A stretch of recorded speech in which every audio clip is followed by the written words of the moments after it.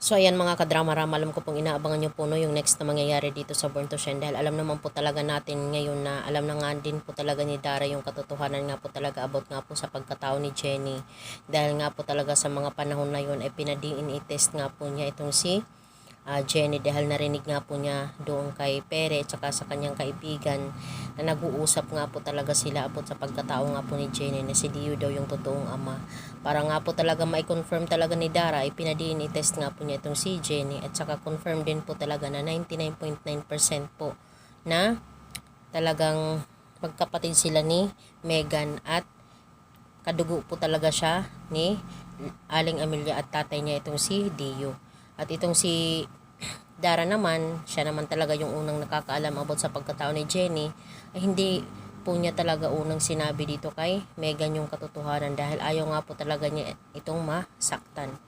At dahil nga po talaga kay Karina, at nalaman din po talaga ni Megan yung katotohanan na si Karina yung dahilan ng lahat-lahat ng mga kaguluhan doon sa UMates, tsaka sa pagkikiusap ni Megan dito kay Dara ay talagang na-open na ni Dara yung katotohanan about sa pagkatao ni Jenny at silang dalawa na po talaga ay naging magkakampi na sa sekreto na yun. Imbis na itong si Megan isasabihin niya yung katotohanan dito kay Jenny, syempre hindi po muna yung inipapasabi ng direktor kasi sa kahuli-hulihan po talaga yun mangyayari at dahil nga po talaga dito mga kadrama ay naging sekreto na nga po talaga nilang mag-ina ito na si Dara at saka si Megan.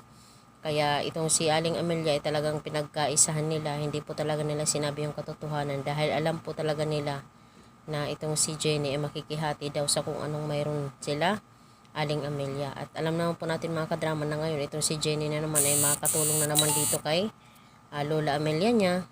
Dahil nga po sa may sakit nga po talaga ito. Maluban na nga din po talaga yung sakit ni Aling Amelia. Sana nga po talaga ay bago mamatay itong si Aling Amelia ay malaman din po talaga niya una yung katotohanan about talaga sa pagkatao ni Jenny. Pero malalaman pa rin po talaga yun ni Aling Amelia dahil nga po sa papel na yun, yung DNA test siguro, yun ang makikita niya. Kaya maghanda talaga itong si Dara at si Megan sa gagawin po talaga ni Aling Amelia dahil nagsinungaling po talaga siya sa kanila. Diba? Sobrang napakasakit po ito para kay Aling Amelia na sinasaktan niya yung totoo niyang apo na anak din po talaga ni Dio. Diba? Kaya good luck na lang talaga sa dalawang to no. Kasi sinungalingan nila itong si Aling Amelia na kung saan yung loyalty nila ay sa isa't isa ay nandyan. Pero pagdating sa mga bagay na yan ay hindi sila naging totoo sa isa't isa. Kaya abangan na lang po natin mga kadrama yung next na mangyayari. So lang po, maraming salamat sa iyong panonood. Don't forget to please like, share, and subscribe my channel. Bye!